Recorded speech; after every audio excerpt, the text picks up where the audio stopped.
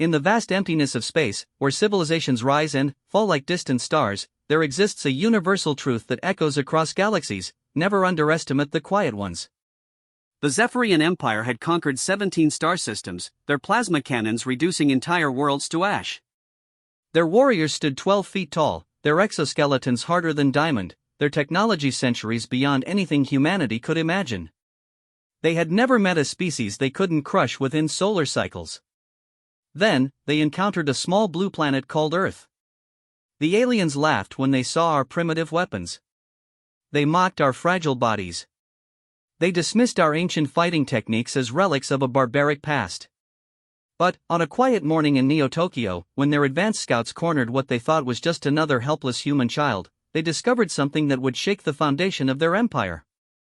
Sometimes, the smallest hands carry the greatest legacies. Sometimes, an 11-year-old girl with her grandfather's sword can remind the universe why humanity has survived every extinction event, every plague, every war that should have ended them.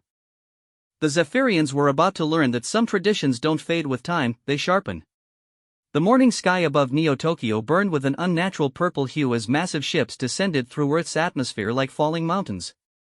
Dr. Sarah Chen pressed her face against the reinforced glass of the International Defense Council headquarters, watching humanity's first contact with alien life unfold in the worst possible way. 17 ships confirmed, reported Lieutenant Marcus Webb from his station, his voice tight with controlled panic. Each one is roughly the size of Manhattan. They're not responding to any communication attempts. Sarah's fingers drummed against the cool surface of the window. She had spent 20 years studying theoretical xenobiology, dreaming of this moment. Never in her wildest nightmares had she imagined it would begin with an invasion fleet. The lead ship settled over Tokyo Bay with impossible grace for something so massive. Its hull was midnight black with veins of pulsing crimson light that reminded Sarah of infected blood vessels. Smaller craft, still enormous by human standards, detached from the mothership like parasites leaving their host. "Ma'am, we're getting reports from around the globe," Webb continued, his hands flying across holographic displays. "Similar formations over New York, London, Beijing, Moscow. They've positioned themselves over every major population center." General Harrison, a man whose weathered face had seen too many wars, stepped beside Sarah at the window. His silver hair caught the strange light filtering through the glass as he watched the alien craft with the calculating gaze of a lifetime soldier. "Any word from the president?" Sarah asked, though she already knew the answer from Harrison's grim expression. "Air Force One went dark 3 hours ago," Harrison replied quietly. "Along with most government communications worldwide. Whatever they're using to jam our signals, it's unlike anything we've ever encountered." A new voice crackled through the emergency communication system, heavily distorted but unmistakably human. "This is Colonel Rivera from the Pacific Fleet. The lead ship is opening some kind of bay doors. Something's coming out." Sarah and Harrison rushed to the main tactical display, where satellite feeds showed the belly of the alien vessel Iris opening like a giant eye. What emerged defied immediate understanding: creatures that seemed to be part organic, part machine, descending on beams of harsh white light. The beings were massive, easily 12 feet tall, with elongated limbs that moved with predatory grace. Their skin appeared to be some form of living metal, shifting between deep purple and silver as they moved. Most disturbing were their heads, elongated skulls with no visible eyes, but ridges and protrusions that suggested sensory organs beyond human comprehension. "Jesus," Webb whispered. "Look at their equipment." Each alien warrior carried weapons that hummed with barely contained energy. The devices seemed to grow from their arms rather than being held, organic technology that pulsed with the same crimson light as their ships. When one of them raised its weapon toward a fleeing crowd of civilians, the resulting beam didn't just kill, it completely disintegrated everything it touched, leaving behind only glowing ash that dispersed in the wind. "Get me a connection to every military installation still online," Harrison barked. "I want everything we have aimed at those ships." "Sir, with respect," Sarah interrupted, "maybe we should try to understand their intentions first." This could still be. Her words were cut off as the main display showed one of the alien warriors approaching a small group of humans who had been trapped in the open when the ships arrived. Among them was an elderly man and what appeared to be a young girl, no more than 11 or 12 years old. The alien towered over them, its weapon charging with an ominous whine. The old man stepped forward, placing himself between the creature and the child. He was carrying something, a long, curved object wrapped in cloth. "Zoom in on that," Sarah ordered, a strange certainty growing in her chest. The satellite feed focused, revealing more details. The old man was Japanese, probably in his 70s, with white hair tied back in a traditional style. The object in his hands was definitely a sword, still in its scabbard. The little girl beside him stood remarkably calm for a child facing an alien death ray. "What the hell does he think he's going to do with a sword?" Webb muttered. The alien seemed to notice the weapon as well. Through some form of universal translator technology, its voice boomed across the plaza: "Mechanical and cold, primitive implements. Your species clings to obsolete traditions while the galaxy has moved beyond such crude tools." The old man didn't respond immediately. Instead, he knelt beside the girl and spoke to her quietly in Japanese. Sarah found herself holding her breath, though she couldn't say why this particular scene seemed so important among all the chaos erupting worldwide. Then, something unexpected happened. The alien laughed. The sound was like metal grinding against stone, harsh and utterly without humor. "Do you intend to fight me with that relic, old human? Your kind amuses us. We have conquered 17 star systems. We have reduced civilizations with technology far beyond yours to cosmic dust. And you would face us with sharpened metal?" The old man stood slowly, his weathered hands steady on the sword's grip. When he spoke, his voice carried clearly across the plaza despite his age. "My grandfather carried this blade in the last great war of our people. His grandfather before him wielded it when foreign ships first came to our shores. It has tasted the blood of those who thought themselves superior to the human spirit." "Your traditions are dead," the alien replied, raising its energy weapon. The crimson glow intensified, preparing to reduce the old man to ash. "Your time is over." But, instead of backing away, the little girl stepped forward. She was tiny compared to the alien warrior, barely reaching what might have been its knee. Her black hair was tied back with a simple ribbon, and she wore a school uniform that marked her as a student at one of Tokyo's elementary schools. "Grandfather," she said quietly in accented English, "may I?" The old man looked down at her with surprise, then, something that might have been pride flickered across his features. After a long moment, he nodded and carefully placed the sword in her small hands. The weapon was clearly too large for her. The scabbard nearly touched the ground, and she had to use both hands just to hold it properly. But there was something in the way she gripped it, something that suggested this wasn't the first time she had held her grandfather's blade. The alien's mechanical laughter returned, even harsher than before. "Now a child challenges me? Your species' desperation is entertaining. Very well, small human. Die knowing that your courage, however misplaced, will be remembered by no one." The energy weapon reached full charge, its whine rising to a painful pitch. Around the world, millions of people watched through whatever communications remained, witnessing what seemed certain to be the execution of a brave but foolish little girl. Sarah found her hands pressed against the tactical display, her heart hammering in her chest. She had spent her career studying life among the stars, but she was about to watch a child die because humanity wasn't advanced enough to protect itself. The alien fired.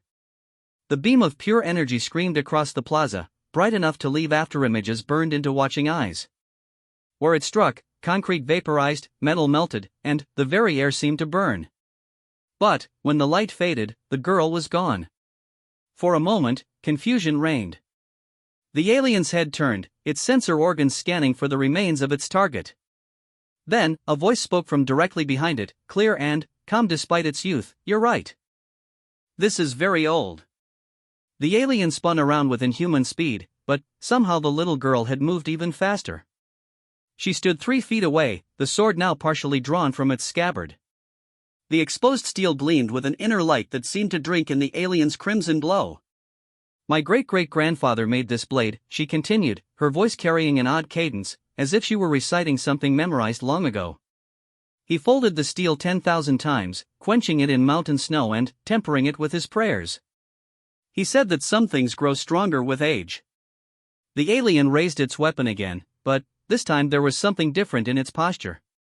Uncertainty, perhaps, or the first stirring of something that might have been concern.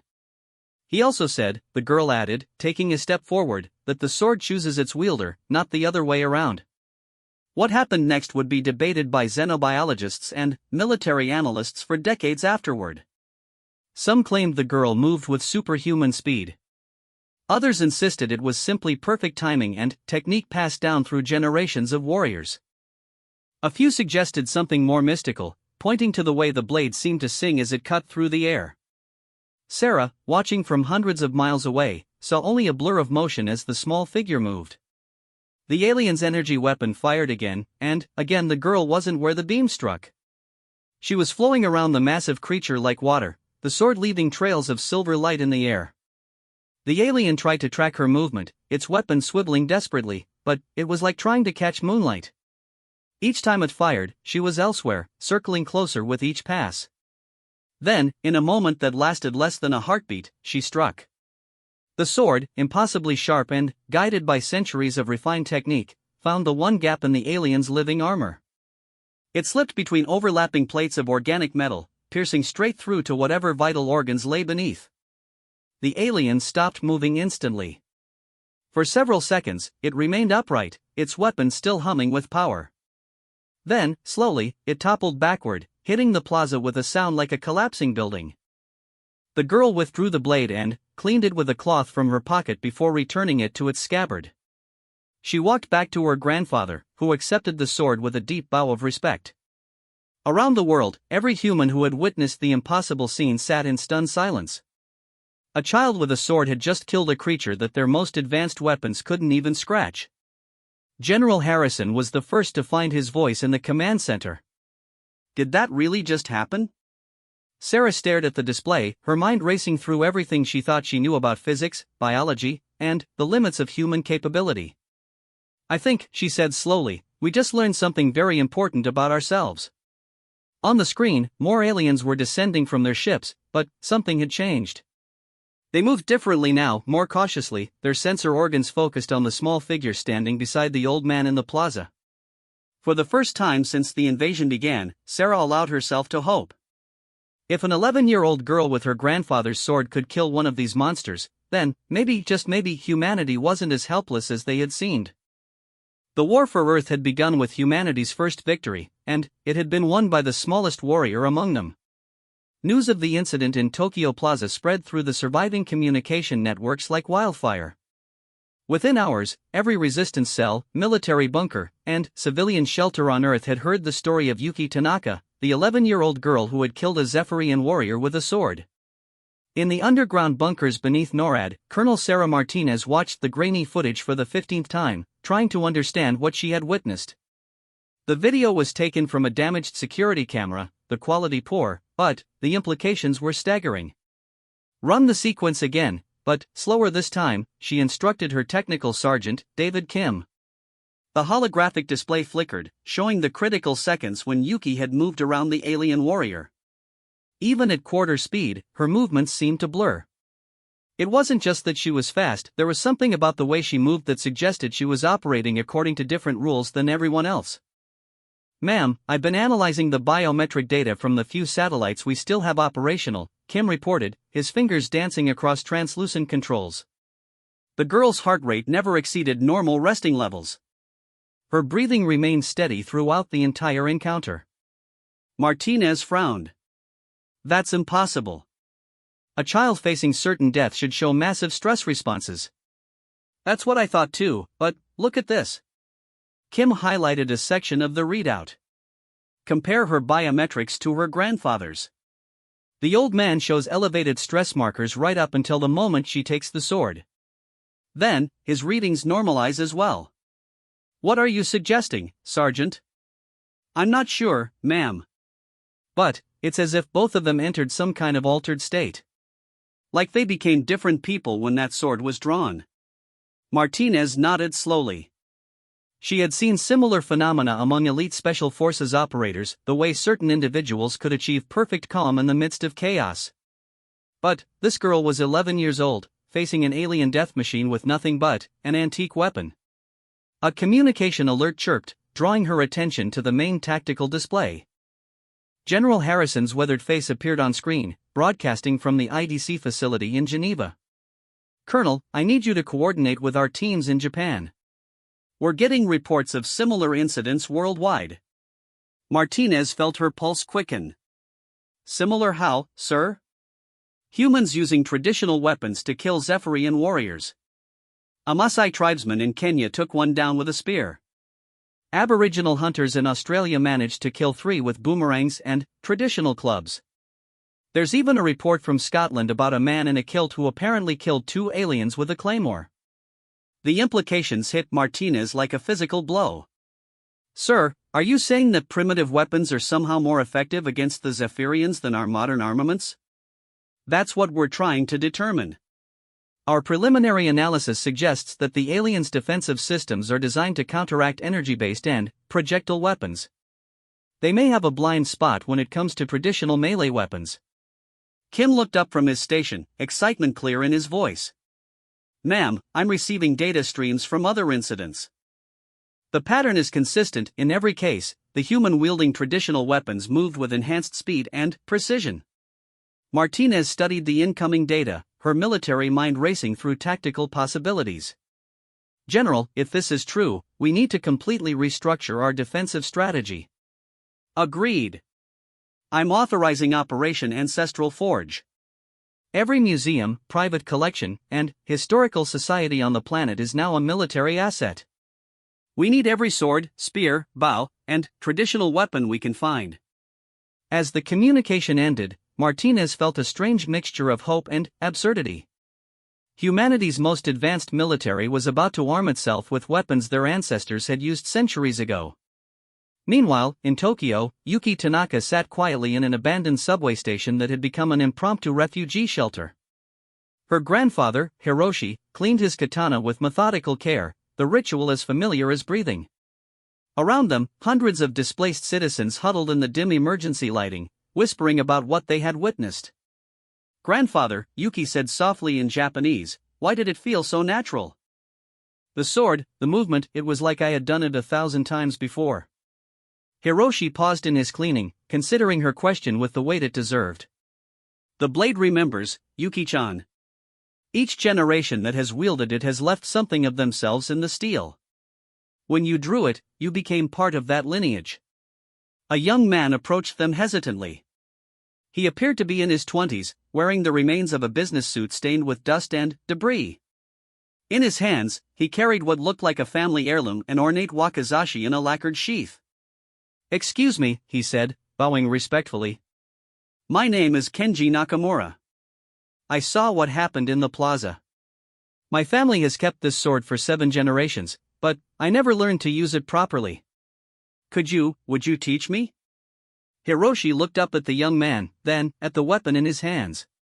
After a moment, he nodded. Sit. The first lesson is learning to listen to the blade's voice. Word spread quickly through the shelter. Within an hour, a dozen people had gathered around Hiroshi, each carrying family weapons that had been decorative pieces just days before.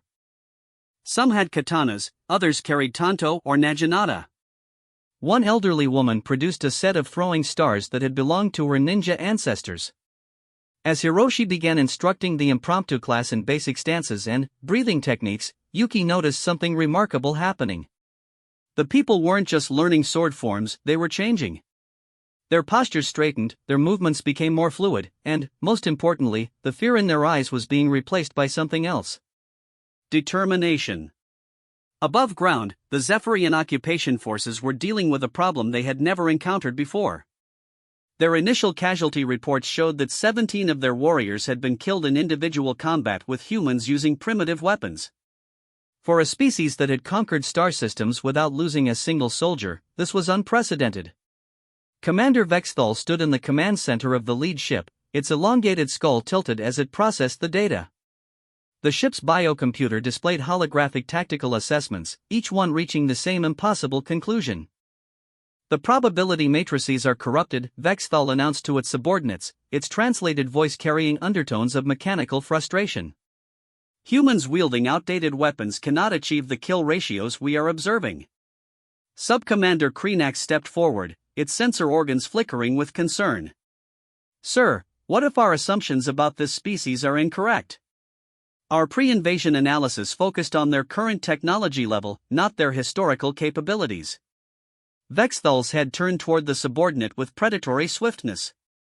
Are you suggesting that primitive weapons pose a genuine threat to Zephyrian battle armor? Sir, I'm suggesting that these humans may be accessing capabilities we don't understand.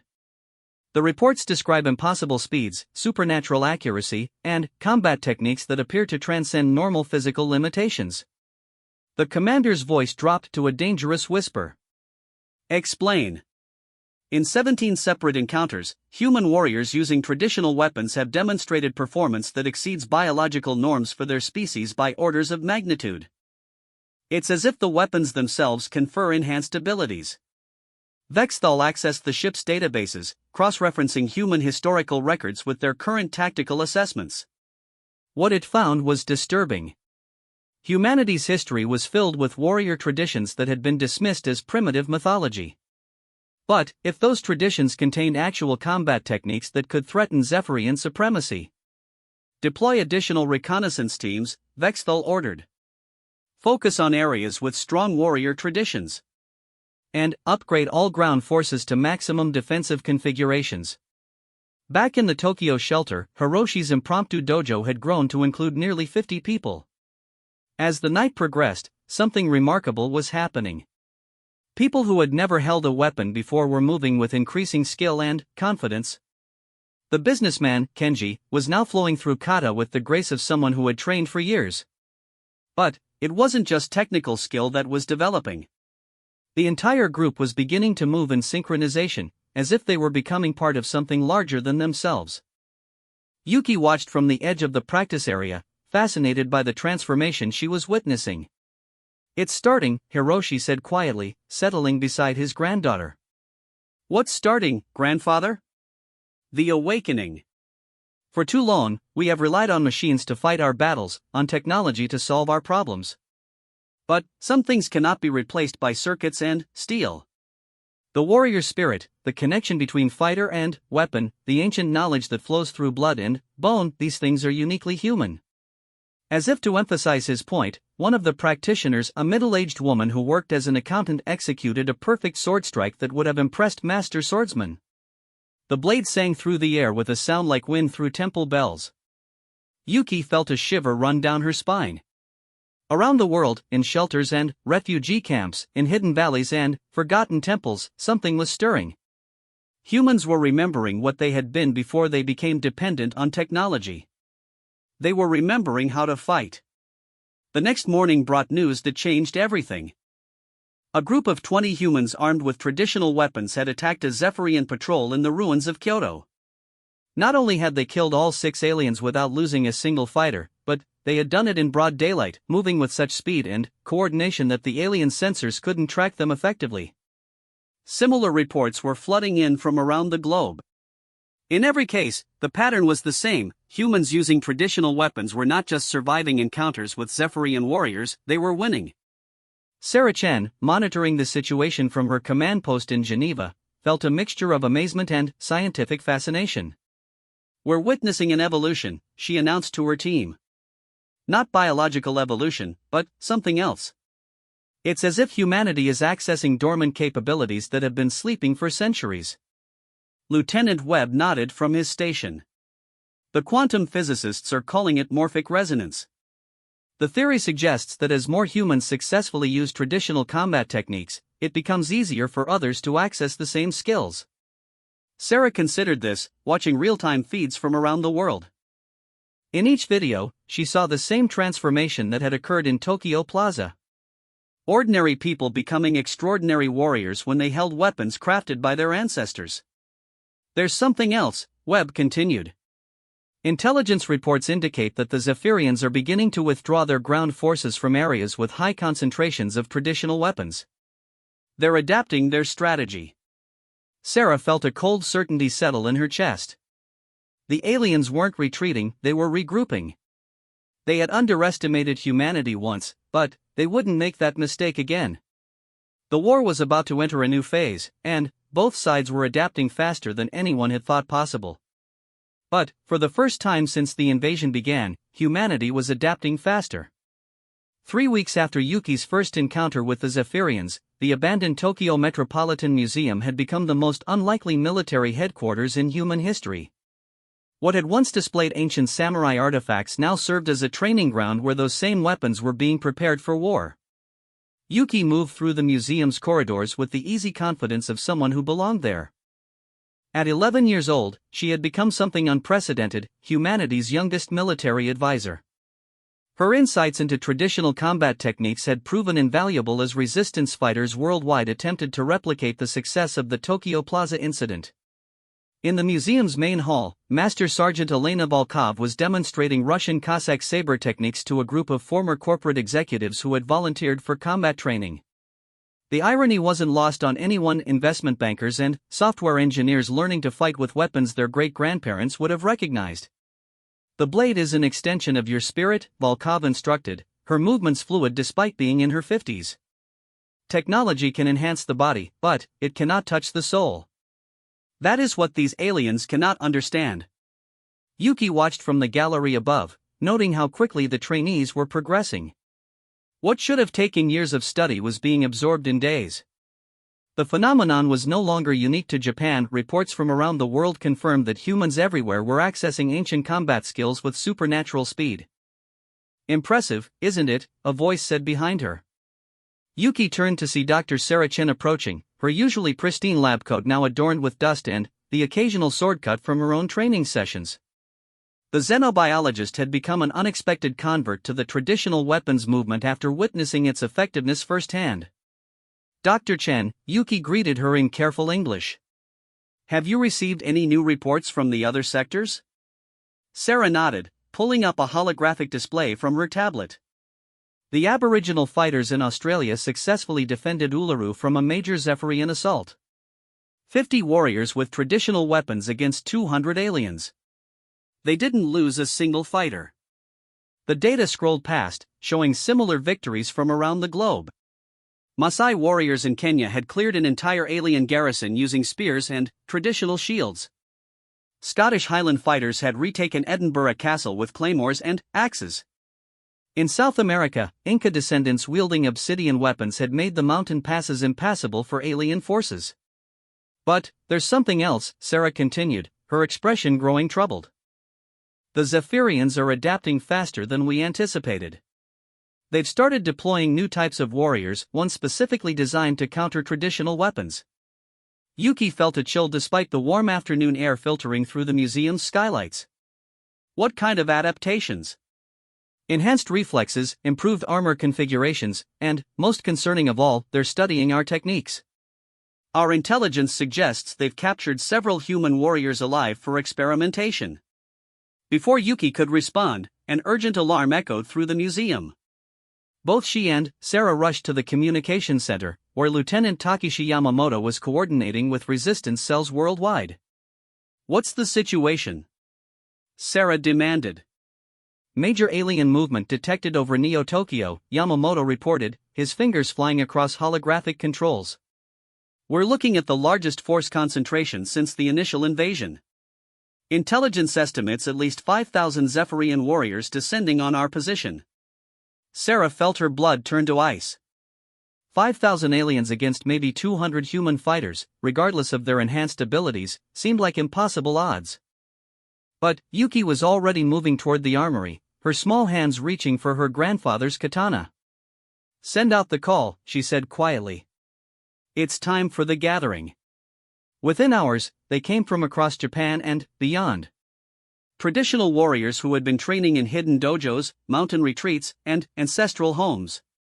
They arrived by motorcycle, stolen cars, and on foot, carrying weapons that had been passed down through generations. Hiroshi Tanaka stood at the museum's entrance, greeting each arrival with the respect due to fellow warriors. Among them was Kenji Nakamura, the businessman who had become one of his most dedicated students. The young man now moved with the poise of a master swordsman, his family's wakizashi gleaming at his side. There was Akiko Sato, a 70-year-old grandmother who carried a naginata that had belonged to a female samurai ancestor. Her granddaughter, Mei, stood beside her with a matched pair of tanto, both weapons humming with barely contained energy. From Okinawa came Master Ichiro Miyagi, bringing with him 36 karate practitioners who had learned to channel their chi into traditional Okinawan weapons. His own bow staff seemed to glow with inner light as he demonstrated kata that hadn't been seen in public for centuries. But the most surprising arrivals weren't Japanese at all. A delegation of Shaolin monks had somehow made their way from the Chinese mountains, carrying staff weapons and straight swords that radiated ancient power.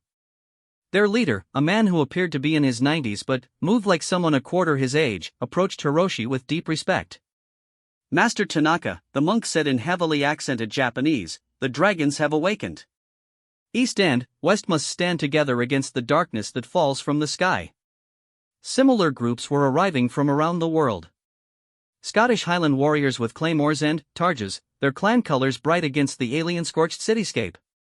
Native American fighters carrying tomahawks and war clubs that their shamans claimed were blessed by ancestral spirits. Vikings descendants from Scandinavia, wielding axes and spears that sang with northern winds. Each group brought their own techniques, their own traditions, but, as they gathered in the museum, something remarkable happened. The different fighting styles began to complement each other, creating a synthesis of combat knowledge that transcended any single martial tradition. Yuki found herself at the center of this convergence, somehow able to understand and translate between different weapon disciplines. When the Scottish fighters demonstrated their shield wall tactics, she immediately saw how they could be adapted to work with Japanese sword techniques. When the Shaolin monks showed their staff forms, she recognized patterns that could enhance the reach and effectiveness of naginata wielders. "It's like watching the birth of a new martial art," Sarah observed, taking detailed notes as she watched the various traditions merge and evolve. "These people are creating something that's never existed before." But, even as the human fighters prepared for battle, the Zephyrians were implementing their own adaptations. Commander Vexthal stood in the command center of the lead ship, observing the new breed of warrior that their bioforges had produced. The enhanced Zephyrian commandos were different from their standard troops. Smaller, faster, and equipped with personal energy shields specifically designed to deflect traditional weapons. Their exoskeletons incorporated adaptive armor that could reshape itself in response to different attack patterns. "These units have been programmed with combat data from every human martial tradition in our databases," reported Subcommander Kreenax. "They should be able to counter any technique these primitives can devise." Vexthal's sensor organs flickered with satisfaction. "Deploy them in the first wave. Let us see how effective human traditions are against purposeful adaptation." As night fell over Neo-Tokyo, both sides prepared for a battle that would determine the fate of Earth's resistance movement. In the museum, hundreds of human warriors performed final preparations, sharpening blades that had already cut alien flesh, practicing forms that had been perfected over centuries of conflict. Yuki stood before the assembled fighters, her small frame somehow commanding the attention of warriors 3 times her age. Her grandfather's katana rested across her knees as she spoke in a voice that carried clearly through the vast hall. "Tomorrow, we face an enemy that believes our traditions make us weak," she said, switching between Japanese, English, and other languages as needed so all could understand. "They think our ancient weapons are obsolete, our fighting styles primitive. They will learn what warriors throughout history have always known, that the strength of a weapon comes not from its technology, but from the spirit of those who wield it." A murmur of agreement rippled through the crowd, weapons raised in acknowledgement. "We are not just fighting for our planet," Yuki continued, her young voice carrying the weight of ancestral wisdom. "We are fighting for the memory of every warrior who came before us, for the traditions that define what it means to be human. Win or lose, we will show them that some things cannot be conquered by superior technology." As the warriors dispersed to take their positions throughout the city, Sarah Chen found herself standing alone with Yuki in the museum's moonlit courtyard. The little girl was methodically going through sword maintenance rituals, her movements precise and meditative. "Are you afraid?" Sarah asked quietly. Yuki paused in her blade cleaning, considering the question with the seriousness it deserved. "Grandfather taught me that fear is just the body preparing for action. The question is not whether you feel fear, but what you do with it." Sarah nodded, understanding flooding through her. This child carried more wisdom than most adults she had known, wisdom passed down through generations of warriors who had faced impossible odds and survived. In the distance, the alien ships pulsed with ominous light, preparing to deploy their enhanced forces. But, in the ruins of Neo-Tokyo, surrounded by the spirits of ancient warriors and, armed with weapons forged by masters long dead, humanity was preparing to prove that some traditions never become obsolete. The final battle for Earth's warrior soul was about to begin. Dawn broke over Neo-Tokyo with unnatural darkness as the Zephyrian ships blotted out the sun. From the museum's rooftop observation post, Dr. Sarah Chan watched through binoculars as thousands of enhanced commandos descended from the alien vessels like a metallic rain. These new Zephyrian warriors were different from their predecessors. They moved with fluid grace, their adaptive armor shifting and flowing as they advanced. Energy shields flickered around them like soap bubbles, deflecting traditional projectiles and redirecting sword strikes. "They've been studying us," Master Sergeant Volkov observed grimly, her Cossack saber gleaming in the dim light. "Look how they advance, it's a formation designed specifically to counter traditional human tactics."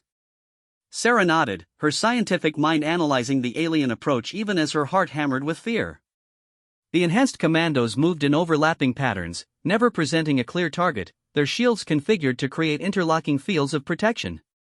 Below in the museum's main hall, Yuki Tanaka knelt before her grandfather's katana, performing the final ritual of preparation. Around her, hundreds of human warriors did the same with their ancestral weapons, each following traditions that stretched back centuries or millennia. Hiroshi placed a weathered hand on his granddaughter's shoulder. "Remember, Yuki-chan, the blade is not the weapon. You are the weapon. The blade is simply the means by which your spirit touches theirs." Yuki rose smoothly, the katana settling into position at her side as if it belonged there. At 11 years old, she had become the spiritual center of humanity's resistance, though she carried the responsibility with quiet grace. "Grandfather, will you tell me about the first time you held this sword?" Hiroshi smiled, understanding that she needed to hear the old stories one more time. "I was 15, younger than I should have been but old enough to know that my family's honor depended on my courage. My father had fallen ill, and there were men who thought to take advantage of our perceived weakness." "What did you do?" "What warriors have always done. I drew the blade, centered myself in the moment, and trusted that my ancestors would guide my hand." The building shook as the first wave of enhanced commandos reached the museum's perimeter. Through the reinforced windows, they could see alien warriors testing the defenses, their energy shields flaring as human sentries engaged them with traditional weapons. "First contact in 30 seconds, Lieutenant Yamamoto reported over the communication system. All units, prepare for engagement." But something was wrong. The traditional arrows and thrown spears that should have pierced alien armor were being deflected by the enhanced commandos' shields. Even more concerning, the aliens were adapting to human fighting patterns in real time, their movements becoming more efficient with each exchange. "The shields are learning," Sarah breathed, watching through her binoculars as a Scottish warrior's claymore strike was perfectly countered by an alien blade that materialized from its forearm. "They're analyzing our techniques and developing countermeasures." Master Miyagi, the elderly Okinawan karate master, stepped beside her. Despite being in his 70s, his body radiated the controlled power of a lifetime spent perfecting martial arts. "Then, we must show them techniques they cannot study." "What do you mean?" "There are forms that exist only in the moment they are created. Techniques that cannot be learned from observation because they arise from the warrior's spirit, not from mechanical repetition." Before Sarah could ask for clarification, the museum's main entrance exploded inward. 6 enhanced commandos flowed through the breach like liquid metal, their adaptive armor already configured to counter the weapons they had observed human fighters using. The first group of defenders, Shaolin monks wielding traditional staff weapons, met the aliens in the lobby. For a moment, it seemed like the old tactics would work.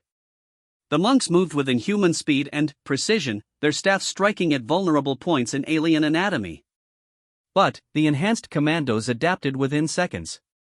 Their shields reconfigured, their armor shifted, and their counterattacks became increasingly effective. One monk fell, then another, their weapons unable to penetrate the aliens' evolving defenses.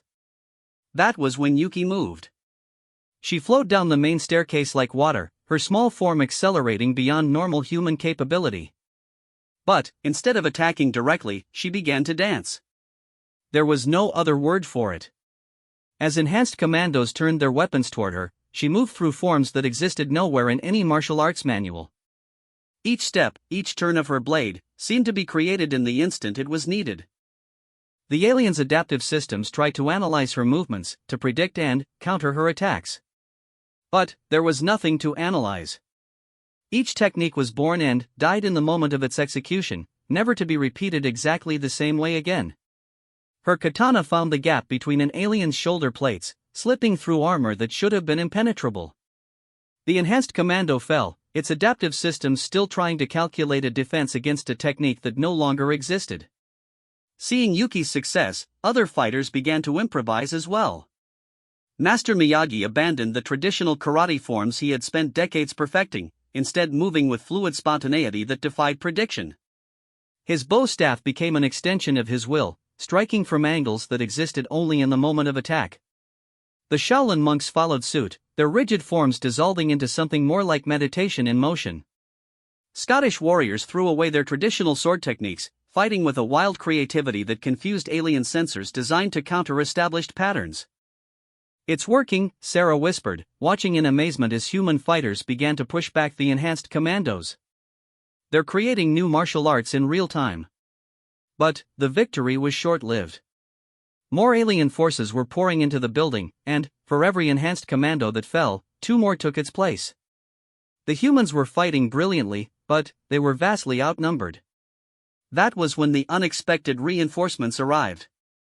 The first sign was a rumbling that shook the building's foundation. Then, the sounds of heavy combat from multiple directions as groups of human fighters that had been thought lost or destroyed suddenly reappeared on the battlefield. Through the museum's shattered windows, Sarah saw an impossible sight. Hundreds of warriors were streaming through the streets of Neo-Tokyo, all carrying traditional weapons, all moving with the enhanced capabilities that had become humanity's secret advantage. But these weren't just the fighters who had gathered at the museum. These were ordinary citizens, office workers, students, elderly grandparents who had somehow acquired weapons and the skill to use them effectively. "How is this possible?" Lieutenant Yamamoto asked, his voice filled with wonder. The answer came from an unexpected source. One of the enhanced commandos, its voice distorted by damage but still comprehensible through its translator, spoke before its systems failed. "Quantum entanglement, consciousness networks, they are sharing knowledge instantaneously across the species." Sarah felt her heart skip a beat as the implications hit her. Morphic resonance. The skills aren't just being passed down through training, they're being transmitted directly from fighter to fighter through some kind of quantum consciousness field. Every successful technique, every moment of enhanced ability, was somehow being shared across humanity's collective unconscious. As more people accessed these warrior traditions, it became easier for others to do the same, creating a feedback loop of escalating capability. The tide of battle began to turn dramatically. What had seemed like certain defeat transformed into something resembling an even fight as thousands of spontaneously awakened human warriors engaged the alien invasion force. But Commander Vexthal was not finished adapting. From the lead ship's command center, it observed the changing nature of human combat with something approaching respect. "Deploy the Apex units," it ordered. "If these humans can evolve their techniques in real time, we will show them what true adaptation means." The Apex units were the Zephyrians' ultimate weapons, warrior forms that incorporated technology beyond anything they had previously deployed. These creatures were not just enhanced, they were evolutionary, capable of modifying their own biological and technological systems in response to any threat. As the first Apex unit descended toward the museum, reality seemed to bend around it. Its form was fluid, shifting between configurations faster than human eyes could follow. It was simultaneously organic and mechanical, individual and collective, a perfect fusion of Zephyrian biotechnology and military strategy. Yuki sensed its approach before she saw it. Something in the quality of the air changed, as if the presence of the Apex unit created ripples in the fabric of space itself. "Everyone back," she called, her young voice carrying clearly over the sounds of battle. "This one is different." The Apex unit materialized in the museum's main hall like a nightmare-given form. It stood nearly 15 feet tall, its body a constantly shifting amalgamation of defensive and offensive capabilities. As human fighters attacked it with traditional weapons, it adapted not just its defenses but its entire physical structure. Swords bounced off armor that became harder than diamond in the instant before impact. Spears were caught by appendages that grew from the creature's torso just in time to deflect them. Every human technique was met with a perfect counter that had been evolved in the microseconds before the attack landed. The fighters fell back in dismay. This was beyond anything they had faced before, a creature that could evolve faster than they could create new techniques. But Yuki stepped forward, her grandfather's katana catching the strange light that emanated from the apex unit. She was no longer moving with enhanced human capability. She was moving with something else entirely, a connection to every warrior who had ever lived, every blade that had ever been drawn in defense of humanity. "I understand now," she said quietly, though her words somehow reached every human fighter in the building. "You can adapt to techniques, to patterns, to anything we can think of or plan. But you cannot adapt to something that transcends thought." She closed her eyes and let go of everything she had learned about swordplay, about combat, about fighting. In that moment of perfect emptiness, she became something more than human, a conduit for the warrior spirit that had driven humanity to survive every extinction event, every disaster, every enemy that should have destroyed them. When she opened her eyes, they held the light of 10,000 generations of fighters. The Apex unit's sensors went wild, trying to analyze what it was facing. But there was nothing to analyze. Yuki was no longer fighting with technique or strategy or enhanced human ability. She was fighting with something that existed beyond the physical universe, the unbreakable human will to survive and protect what they loved. Her katana moved, and the Apex unit's perfect defenses might as well have been made of paper. The blade passed through its evolved armor as if it wasn't there, cutting through to whatever served as its vital core. For a moment, the impossible creature stood frozen, its adaptive systems still trying to process what had happened. Then, it fell, its form dissolving back into component molecules as its quantum coherence collapsed. The silence that followed was absolute. Every enhanced commando in the building had stopped fighting, their sensors focused on the small girl who had just accomplished the impossible.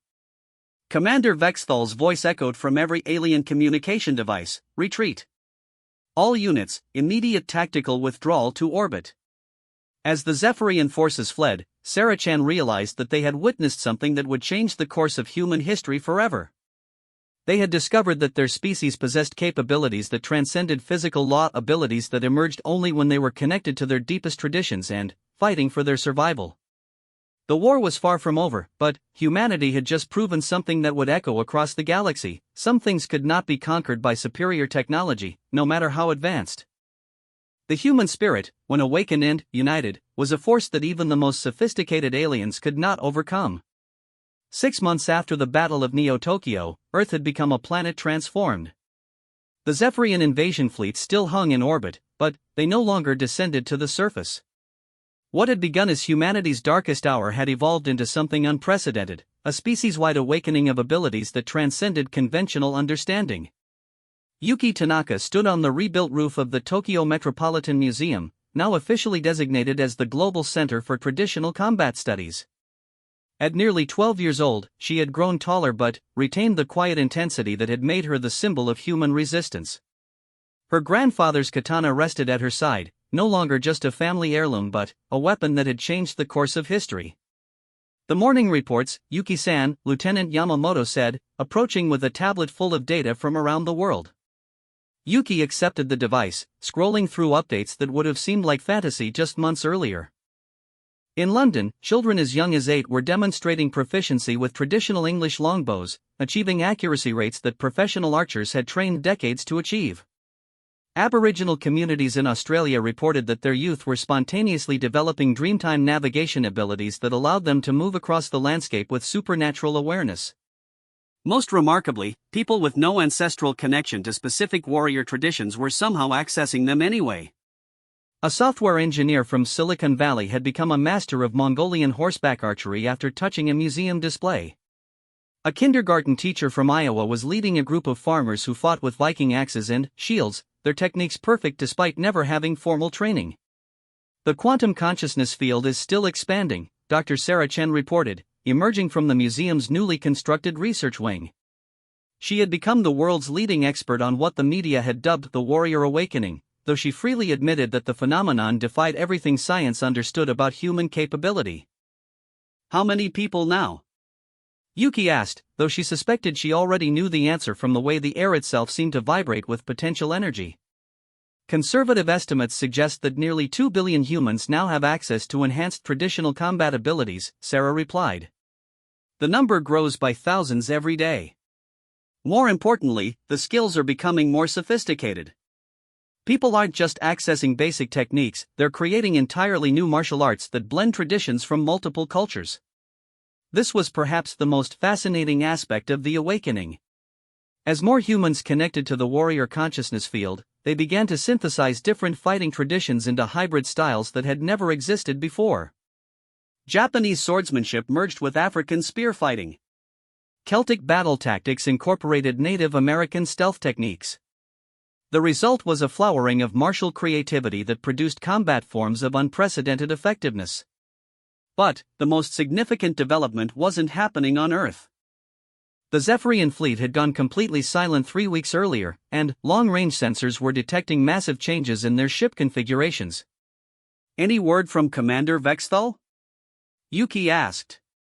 Sarah shook her head. Nothing direct.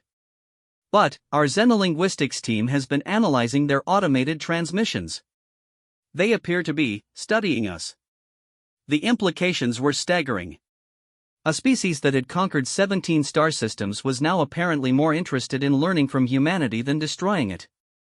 The psychological impact of their defeat in ground combat had forced them to reconsider everything they thought they knew about warfare and consciousness.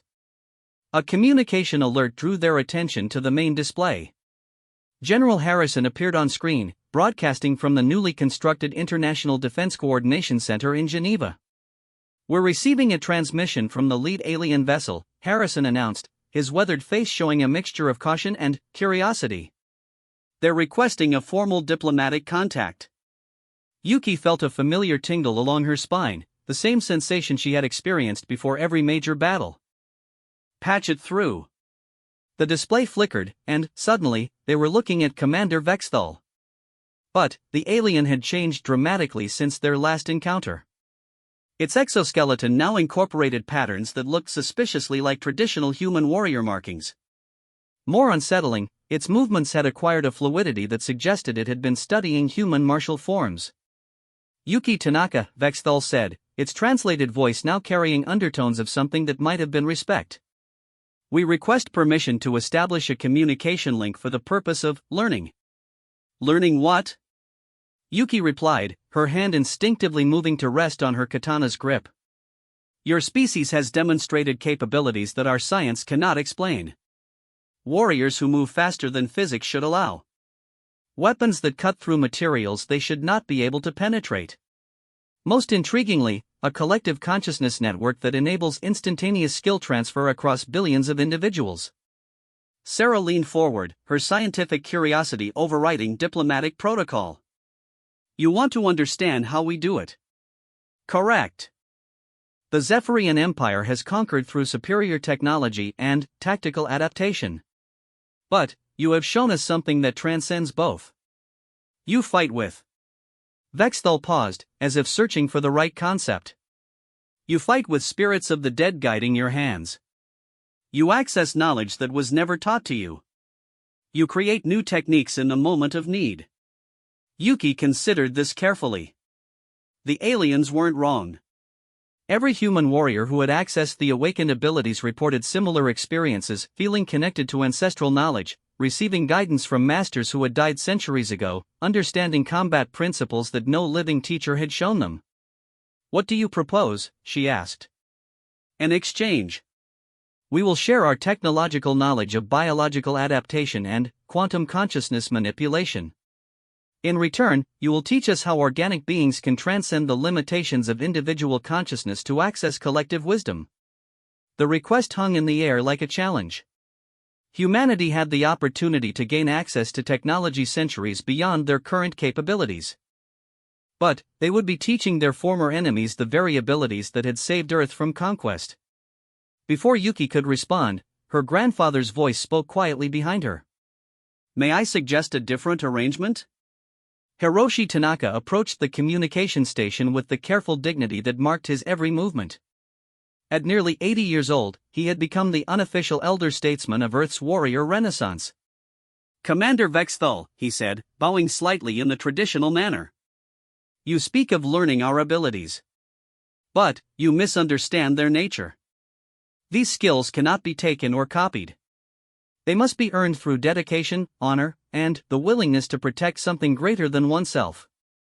The alien's head tilted in what might have been confusion. "Explain." "Join us," Hiroshi said simply. "Not as conquerors or subjects, but as students. Learn to fight not for conquest, but for protection. Discover what it means to carry on traditions that honor the dead while serving the living. If you can do this, you will gain access to abilities that no technology can replicate." Vexthal was silent for a long moment, its sensor organs flickering as it processed this unexpected offer. "You would trust us to walk among you? To train alongside your warriors?" "Trust must be earned," Yuki interjected, stepping forward. "But, so must wisdom. If your people truly wish to learn what makes us strong, they must be willing to become more than just efficient killers." The conversation that followed lasted for hours, but its essence was simple. The Zephyrian Empire would withdraw from Earth's solar system and relocate to a nearby star system. A selected group of their warriors would return to Earth as students, not conquerors.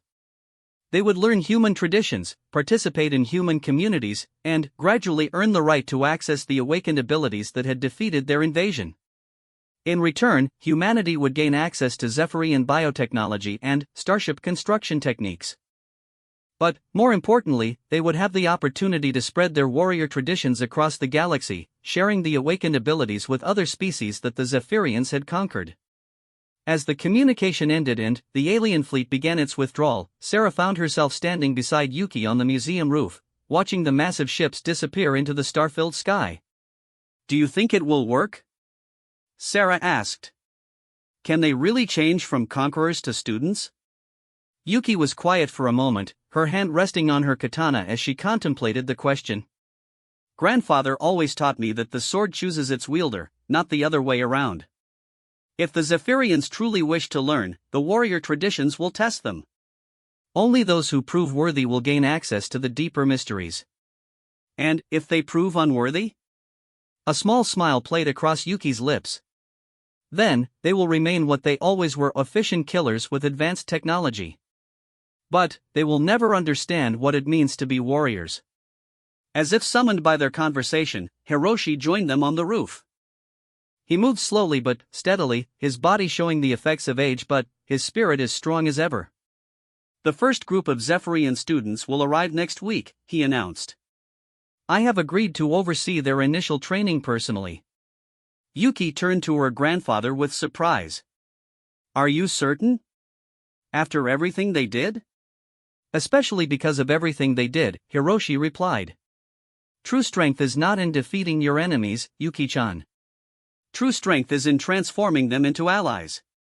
If we can teach a species of conquerors to become protectors, then our victory will echo across the galaxy for generations." 6 months later, the first class of Zephyrian warrior students graduated from the Global Traditional Combat Academy. They moved with the fluid grace of masters, their alien forms adapted to wield human weapons with deadly effectiveness. But, more importantly, they had learned to fight for principles beyond mere conquest. Commander Vexthal, now known by the human name it had chosen, Victory, stood before a mixed class of human and alien students, demonstrating a sword form that combined traditional Japanese techniques with Zephyrian biotechnology. Its movements were perfect, flowing like water, striking like lightning. But, the true test came when a group of raiders from the outer galaxy attacked a colony world that Zephyrians had previously conquered. Victory led a joint force of human and alien warriors to defend the settlement, not to reclaim it for the Empire, but to protect the innocent beings who lived there. The battle was brief but decisive. The raiders, expecting to face standard Zephyrian technology, instead encountered warriors who fought with a combination of advanced biotechnology and awakened human abilities. They were not prepared for opponents who could adapt faster than any computer system, who fought with the combined wisdom of multiple species and centuries of martial tradition. When news of the victory reached Earth, Yuki felt a deep satisfaction that went beyond simple military success.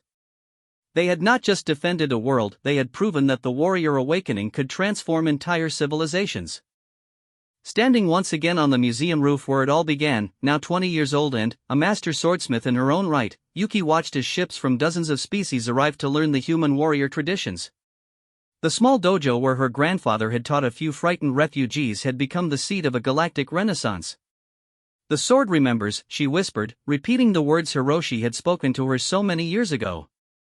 "And now the galaxy remembers too."